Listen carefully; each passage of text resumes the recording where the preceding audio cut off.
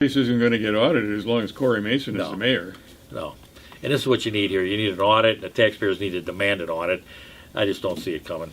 Well, I wish the aldermen would demand an audit. Yeah. You know, it's just time that You're some not of gonna them cared about what was going on. George, I don't even think they know what an audit actually is. I think that they've died of asphyxiation from all the time they spent in Corey's back pocket. That could be tough. That's tough. That's a tough way to go.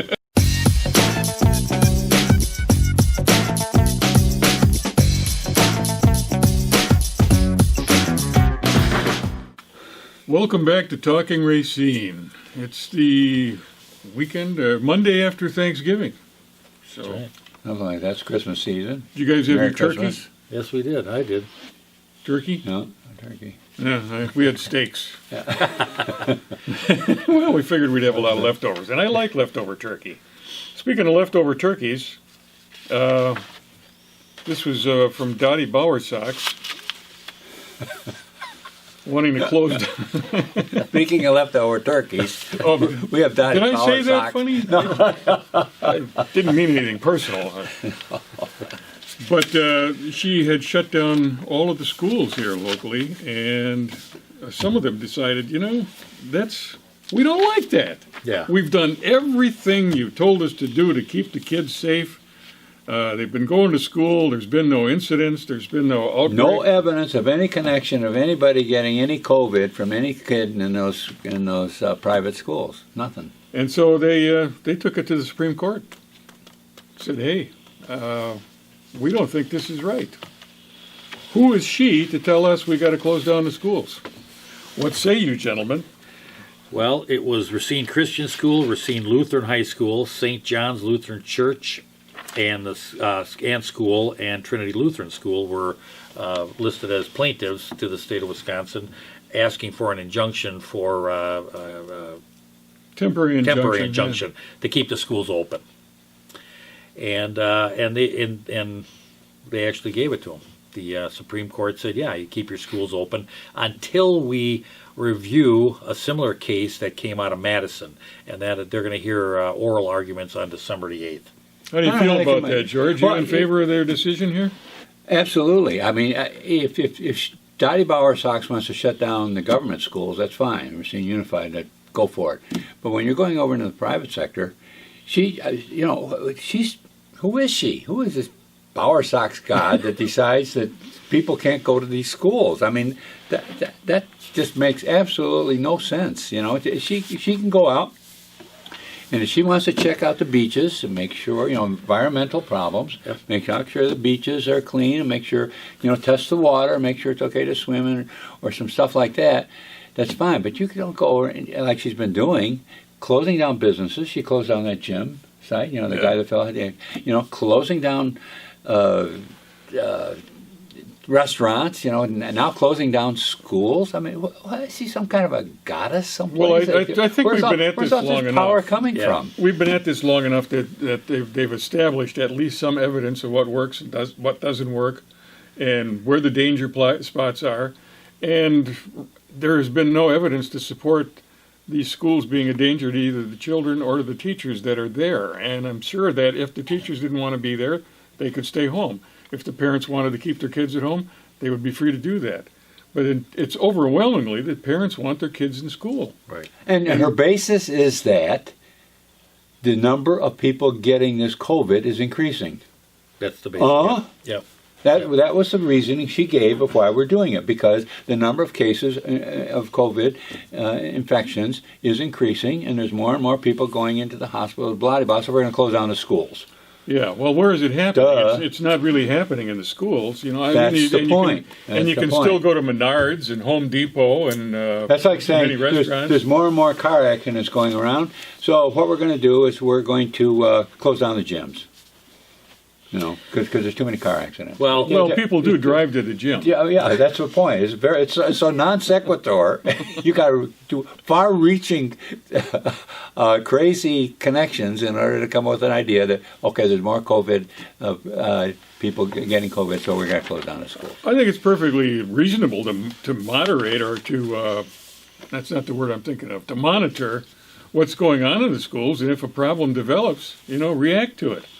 But there hasn't been a problem there, so this is like another one of these preemptive things. It's like so many laws that we have where people's behavior is restricted because they might break the law. That's exactly right. That was, by the way, just in a related field, some of you may be have concern about. That was the whole thing with gun control. It wasn't that the person carrying the gun was really doing anything. It's just they might do something, and people were uncomfortable that guy across the street was walking around with a gun. Okay, so but this is along those same lines of thinking. That person there might be carrying the COVID, So therefore, because they might be, I want them to kept in their house so that I don't get COVID. Well, did you read all of you read it, Jim? Where all of the things that they went through, all the sanitation procedures? Right. And, Yeah, Right. And of course, they brought up the fact that it's a constitutional issue, that the right to assemble, or the right to actually go to school. But one of the case, and I want to get down into the case a little bit, is the Wisconsin Institute for Law and Liberty was the firm that took the school choice members to the Supreme Court. But they affirmed that they do a temporary injunction, but yet there was some dissentants voice on the Supreme Court, and I want to kind of reach into that. And it's her name's Rebecca Dallett. She dissented, and her argument was, and I'm going to say this: the court has turned into a one-stop shop for undoing local policy making by discounting long-standing limitations on our original judicial and injunction relief authority. Basically, you're coming to us to, we don't like what's happening locally. You're going to come to us, and we're supposed to make those decisions. And it says, experiencing over a local fact-intensive dispute, this court signals an unfounded mistrust in our circuit courts to do their jobs. Meaning, go to the circuit. Unfounded distrust in our municipal. That's kind of a rosy evaluation. Oh yeah. What have we been observing for the last 6 months here? So or year. But I don't think she, Forever. And a lot of this I didn't see where she brought up the Constitution. I mean, her argument was, you got circuit courts, you got local courts. Take it to the local courts, and if you don't like it, you can, take that, don't elect that judge in the future. But how do you handle something like this where it comes down to, the court system could drag out for months and years? By the way, the point is that her objection wasn't with regard to the substantive issue involved. It wasn't with regards to whether you close schools or not. Her whole issue was procedural. She's saying, wait a minute, we need to go through the right procedure here. And she says specifically, the majority's frequent exercise of original action and injunctive authority. That means you go directly to the Supreme Court, original action. We didn't go through any appeals courts first. Has transformed the court into the preferred forum for Wisconsinites to second guess public health policy choices. Now, wait a second. Those procedures take a long time, and when you're closing down schools and closing down businesses, you're dealing with people's lives. The number of health issues that have come up as a result of these closures, the number of people that are losing their homes, getting evicted, the actual number of people going to these food kitchens now is increasing because they haven't got food. You're dealing with people's lives when you're shutting these businesses down. And we don't feel like we need to spend 6 months or a year going through the lengthy procedures of the individual levels. We need action now, and that's a good reason to go directly to the Supreme Court. Well, there's another good reason, too, and that is very simply that if it were go to the circuit court, whoever wins, the other party is going to appeal. If it goes to the appellate court, whoever wins, the other party is going to appeal. It's going to end up in the Supreme Court. That's right. There's no question about that. Just take it right to the Supreme Court and have them. That's another good reason. Yeah, you're going there anyway. So, what the hell? What's all these? I think there is a measure of urgency, like you said. But I think the Supreme Court got this one right. So we're going to find out. We're going to find out that Madison has a very similar case with Racine, almost adjoining cases, basically saying, hey, the schools should not be shut down for this. And Well, it's you a know, temporary injunction, and you Temporary. said it's until what? January 15th, was it? Or did you yeah, say? till January 15th is the closure. I mean, if it continues to spike, my guess is it would, Yeah. extend past that. But are the schools, is a private school, and if they want to go and the teachers want to teach and the parents are fine with their kids, I mean, should they be restricted by this? By Well, the it's public health like a official? month and a half. Yeah, I mean, there's going to be statistics that will develop over Right. that time frame. right. So, No, and I think your question's a good one, Jim. If the parents and the teachers and the kids and everybody agrees that we want to do this, should they be allowed to do it? And I think it's pretty obvious they should be. Yeah. There's no imminent, provable danger to those kids doing anything. To those kids being there at school, that something's going to happen That's right. because those kids go to that school. There's nothing that Bower Sox can come up and show. This is what's going to happen if we allow them to continue. If they can allow them to go to school. well, if there's any kids out there watching that are attending any of these schools, I hope you did your homework, because school's in session today. Let's move on, gentlemen. Yes. Oh, we have. Fun Let's there. move on to the Smith Group. The Smith The Group. new is- community center at the Yes, Lincoln neighborhood. yes. Yes, They've been awarded a Lincoln contract King neighborhood. to come up with a master plan for a new community center in the Martin Luther King neighborhood.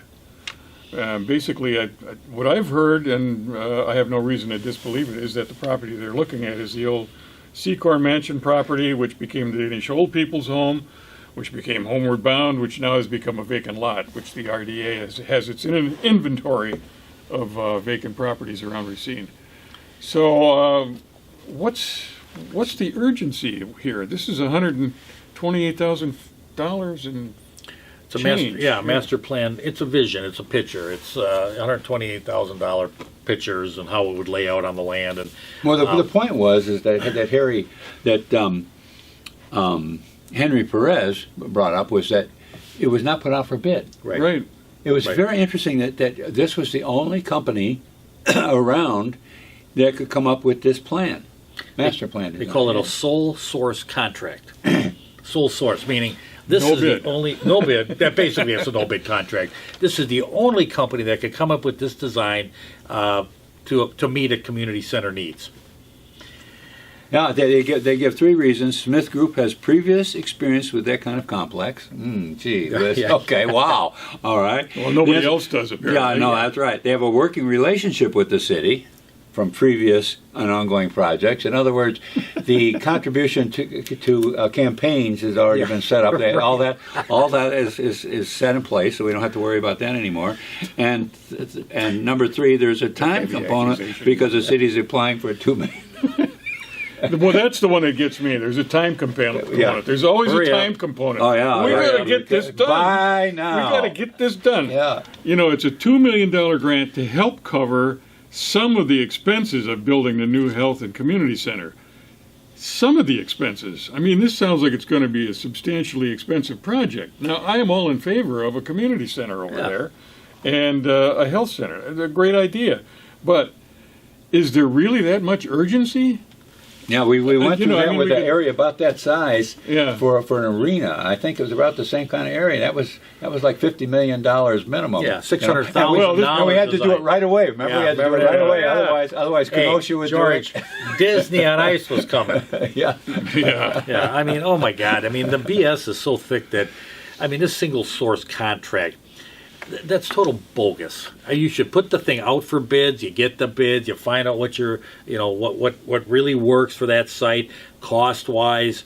It just doesn't make any sense. This single source, it just shoots up red flags all over the place. It should. Yeah. Well, even if they don't want to go through the bid process, I'm sure that they could call up other agencies other than the Smith Group and say, you know, we want to build a community center, blah, blah, blah, blah. How much would you charge us to do a master plan? I mean, I think you could get that information in Well, they probably have. couple of days. Yeah, exactly. And besides that, what about other communities? I mean, there's something wrong here because the aquatic center in the Unified it says the Racine Unified Aquatic Center is it's an ongoing. It's one of the projects that the Smith Yeah. Group is managing. Yeah. So and that's a $20 million project. there just seems to be awful lot of correlation here between Racine Unified, the city of Racine, and all of a sudden there's a no-bid contract for the Smith Group. Now, I just tell you, there's something.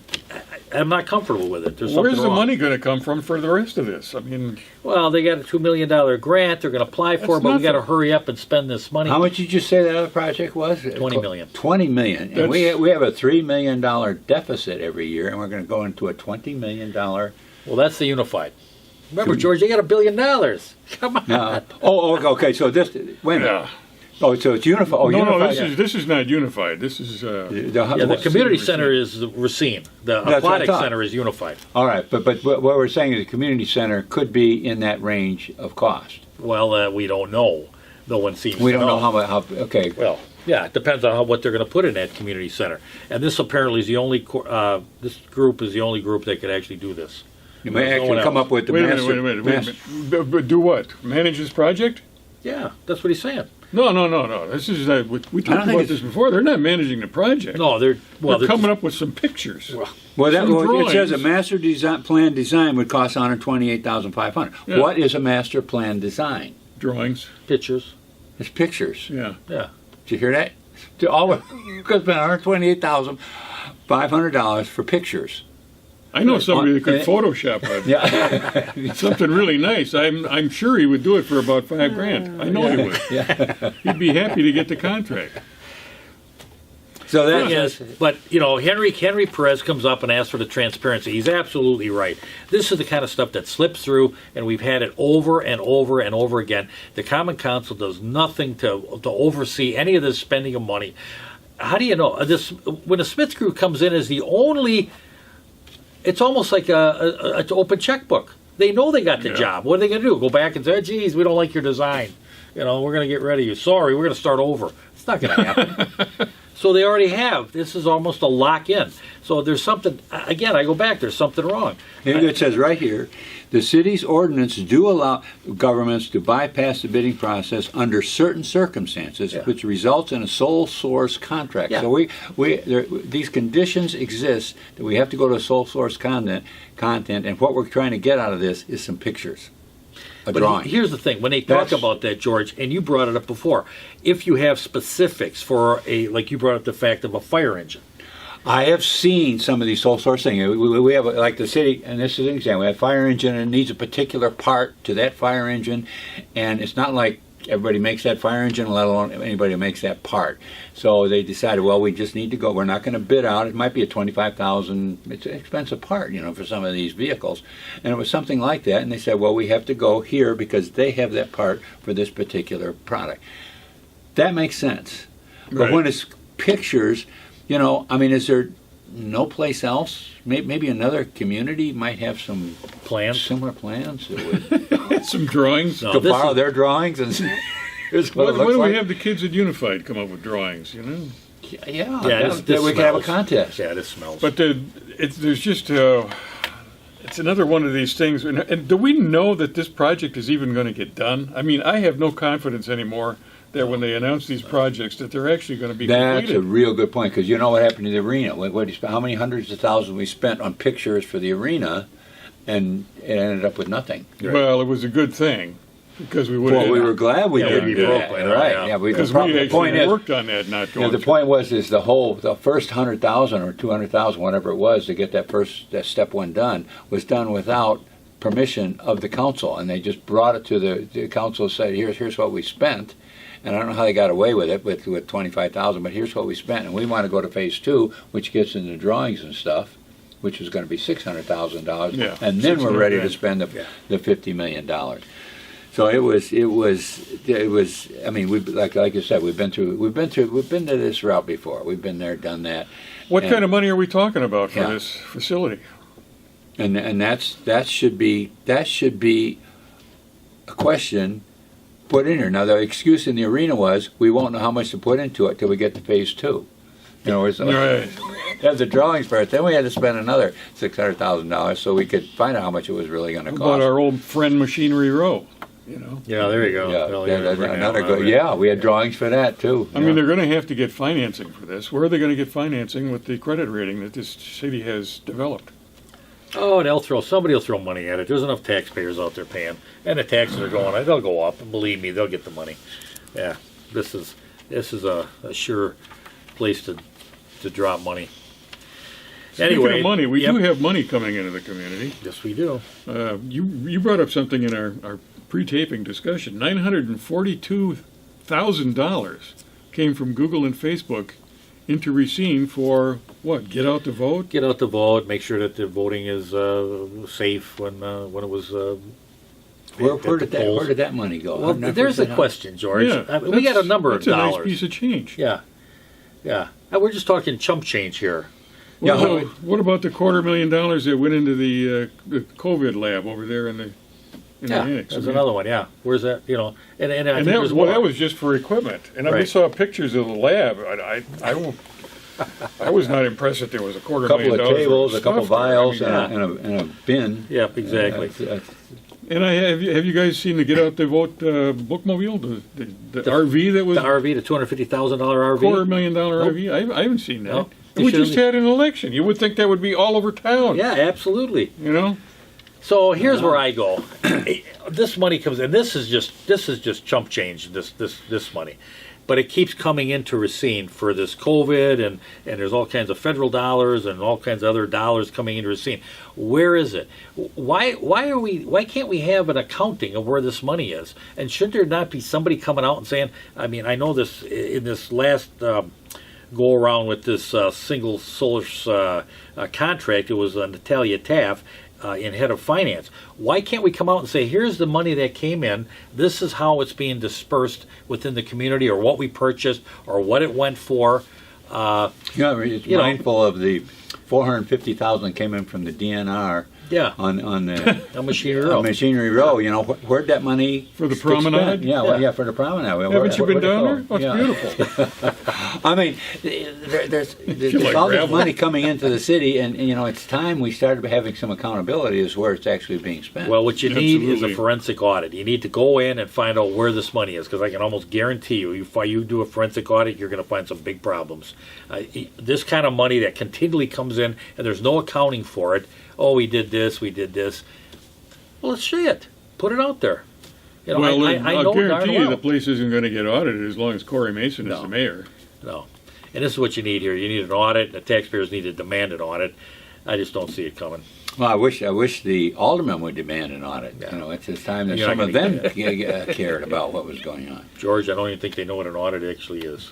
I think that they've died of asphyxiation from all the time they spent in Corey's back pocket. That could be tough. That's tough. That's a tough way to go. Well, it's interesting to see Henry Perez stepping forward and questioning this. There's somebody on the council anyway that's looking after the taxpayers' money, Yeah. and I'm glad to see that. He says we have to do better. We have to be transparent. Follow our own rules. Yeah, that's a good standard. They got these. They have these rules for contracts. $25,000, and if you're doing an hourly contract, you don't have to do it. But if you go over the 25,000 up to another level, then you still need to get permission. And we've seen the Sandy Widener contract. He's gone over up into $100,000, and still there's nothing from the council that's approved it. They just don't follow their own rules. They set up these guidelines for the council and spending. It's actually for the bureaucracy and spending, and the council isn't spending it. In this case, it's the bureaucracy spending it, and the bureaucracy don't even follow the rules. Yet they'll have their inspectors going. And I can tell you about this, man. I'll tell you what. I better not be missing a handrail someplace, because otherwise I'm in trouble. I got to get a permit. I got my $75 permit to put my $25 handrail. I tell you, man, boy, it's crazy. oh boy! I tell you, it's crazy out there, and it ain't getting any better. I mean, this COVID thing has got everybody even more nuts than they used to be. And I think we should mention. We spoke very glowingly of our friend Kerry Glenn, who was the Kerry alderperson Glenn is a from the glowing 10th district. person. We should speak glowingly But of Kerry. the 10th district lost somebody else just this Yes. in the last 24 hours, I guess. Yeah. Dennis Weiser, Dennis who was Weiser. the councilman over there for a long time. Mhm. So that'll really get people wondering about running for alderman in the 10th district. I mean, Yeah. looks like a bad luck position. Yep. So that's it for today. Make sure you get all of that leftover turkey out of the refrigerator by the end of the week. And I'm sure the dressing is always gone by now. That's the first thing that goes in my house, the dressing. And Get ready for the Christmas season. yeah, Christmas Yeah, season yeah. is upon us.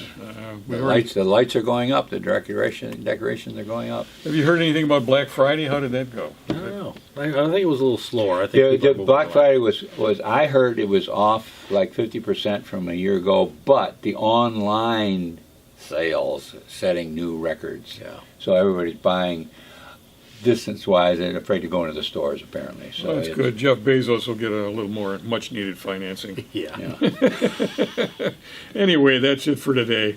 We appreciate you coming to watch us and sitting with us on a Monday morning. Please come back next week. Until then, be safe, be happy, be nice to the people around you.